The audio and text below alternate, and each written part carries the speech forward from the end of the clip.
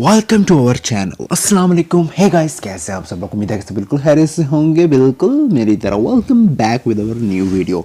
और आज इस न्यू वीडियो में मैं बताने जा रहा हूँ न्यू ड्रामा सीरियल तेरा बिना के बारे में, जिसको आए हुए तकरीबन 3-4 दिन हो चुके हैं और फर्स्ट एपिसोड में 8.5 मिलियन व्यूज़।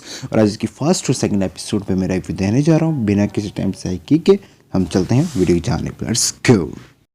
इस ड्रामे का नाम है तेरे बिन। और सबसे पहले मैं इसकी आपको कास्टिंग के बारे में बताता चलूँ। इसमें है युमना जैदी, वहाज अली हैं, बुशरा एहसन, सोहेल समीर, शबीना फारूक, हीरा समरू, फजीला काजी, फरहान सोहेल, समी पाशा, महमूद असलम, हिराज शाहिद, आगा मुस्तफ़ा। और इस ड्रामे को रिटर्न किया है नूरैन मखदूम ने और इसको डायरेक्ट किया है सिराजुल हक ने और इसको प्रोड्यूस किया है अब्दुल्ला कादवानी एंड असद कुरैशी ने। और इसकी प्रोडक्शन है सालवा स्काई एंटरटेनमेंट।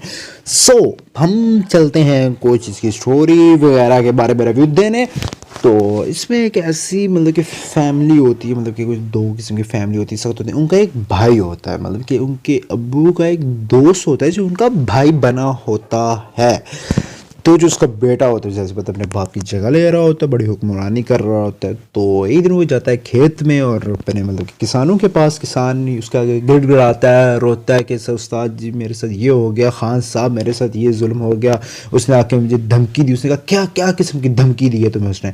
उसने कहा कि यार उसने मुझे ये धमकी दी है कि अगर तुम लोगों ने खेती वगैरह ये ना छोड़ी तो मैं तुम लोगों की बेटी को उठा के ले जाऊंगा। उसको आ जाता है फिर खान साहब को गुस्सा, खान साहब बिठाते हैं गाड़ी में और गाड़ी में वो फिर ले जाता है इसको अपने साथ गाड़ी में बिठा के, चलो आज तुम चलो मेरे साथ। वो ले जाता है।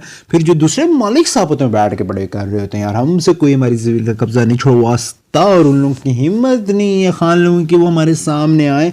तो लेकिन जब वो इसके सामने आता है और ये लोग हैरान और परेशान हो जाते हैं, फिर वो अपना एक चमचा भेजते हैं साइड से उसको मारने के लिए। वो गर्दन से पुट के इसको फेंक देता है और फिर कहता है लो अब मैं आ गया हूँ तुम्हारे सामने, तुमने जो मेरा करना है कर लो।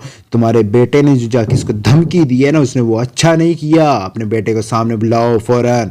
फिर वो अपने बेटे को बुलाता है और इसको कहते हैं ये देखो मेरी हैसियत ये है, जब उसको कुर्सी में बैठ के बता रहा होता है। फिर जब इसका बेटा आता है तो फिर उसके सामने गन लेके जाता है, कहता है तुम ना मर्द इंसान हो, मर्द बन, ना मर्दगी मत दिखाओ तुम मुझे। वैसे उसको जब कहता है तो जैसे बताओ उसको कुछ नहीं कर रहा होता। फिर जब पीछे जाने तो पीछे से भाग के जाने वाला आता है, जो उसके दूसरे चाचा या मामा आता लड़के का, उसको रोकता है यार भाई नहीं अभी जाने दो, कूल डाउन। लेकिन जो मलिक साहब होते हैं ना, इनकी आंखों में आंसू आने लग जाते हैं। और फिर एक है बेगम खान बेगम साहब।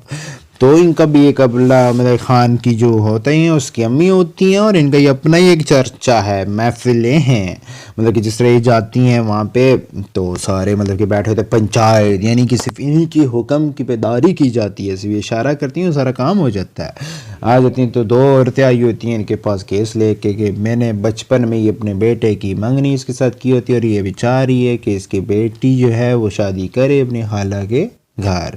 ये ड्रामे चल रहे होते हैं। फिर खान कहती है जो मैं फैसला सुनाऊंगी वही होगा, उससे अलावा कोई फैसला नहीं होगा। फिर वो फैसला सुना देती है, कहती है बस तुम्हारे ही बेटे से इसकी शादी होगी। फिर कहते हैं जियो खानम जी, जियो खानम जी।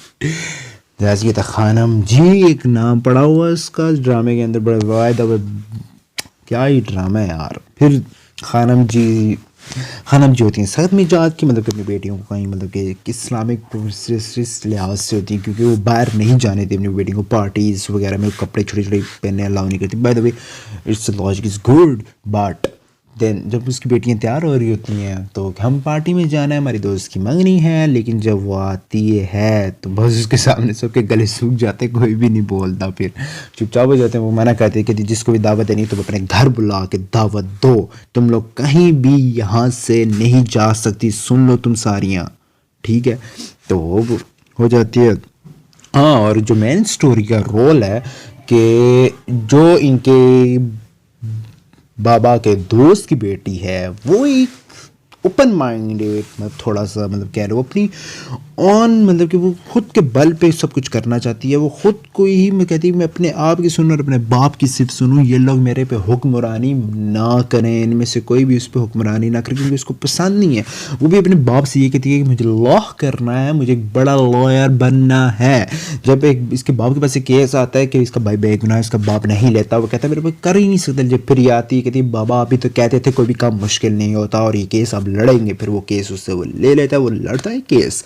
और फिर एक दिन जब उसकी नौकरानी को मार पड़ती है, उसके शोहर से मार पड़ती है, ठीक है, उसके शोहर उसको मारता बहुत है। वो आती है उसको पानी देने, वो देखती है, कहती क्या हुआ आपको, क्या हुआ?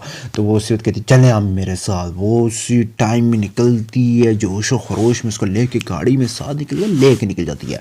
फिर जहाँ भी उसका हस्बैंड खड़ा होता है, वो उसके हाथ में डंडा होता है, तो कहती मारो इसे डंडा लो, फौरन डंडा लो इससे। वो उसे डंडा खींच लेती है। वो फिर उसको कहती है कहाँ है मेरे बच्चे, बताओ तुम मुझे। वो फिर उसको डंडों से मारती है इतनी देर में। इसको ये नहीं पता था कि जो इसके बाप के दोस्त और बेटा हो रहे होते वो वहाँ से आ रहे होते हैं। वो लोग भी रास्ते में इसको देखते हुए उतरते, लड़का उतरता कहते बैठो डंडा छोड़ो कर, उसको डंडा पकड़ लेता है। गुस्से में उसको कहता है बैठ गाड़ी में, फ़ौरन से बैठो गाड़ी में, बिठाते हैं उसको और फ़ौरन घर ले जाते हैं। फिर जो दूसरा लड़का होता है जो उसका ख्याल वगैरह रख रहा होता है ना, जो बंदा होता है, वो कहते हैं घर में आके चिल्लाता है कहाँ हो तुम। उसके बाप को ऐसे आवाज़ें देता है कि तुम्हारी बेटी कहाँ है। तो कहते हैं नहीं मैं अपने दोस्त के घर की होगी, यहाँ पे कहीं होगी, कहाँ से।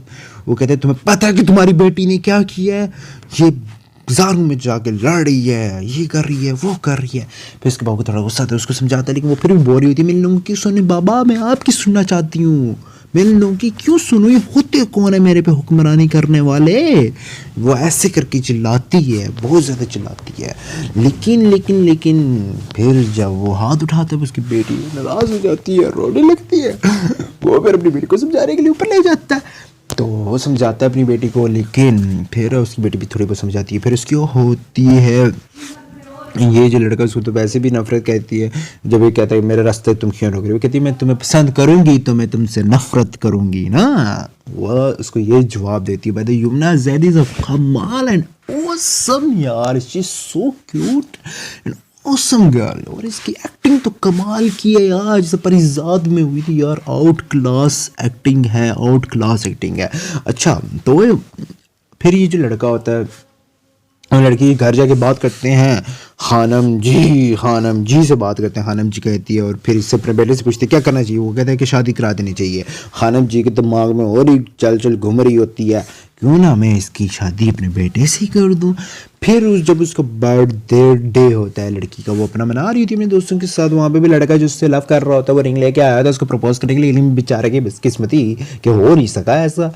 तो फिर ये भी वहाँ पे पहुँच जाता है गुस्से में, चलो मेरे साथ। फ़ौरन इसी वक्त उसके हाथ से छुरी छुड़वाता है केक काटने वाले और कहते चलो मेरे साथ, फ़ौरन इसी वक्त निकलो मेरे साथ। उसका हाथ देखिए वो लड़का कहता है तुम होते कौन हो इसको यहाँ से ऐसे लेकर जाने वाले, तुम होते कौन हो इसको ऐसे यहाँ से लेकर जाने वाले। वो कहता है यमुना को कि तुम्हारी वजह से चुप हूँ वरना अभी तक।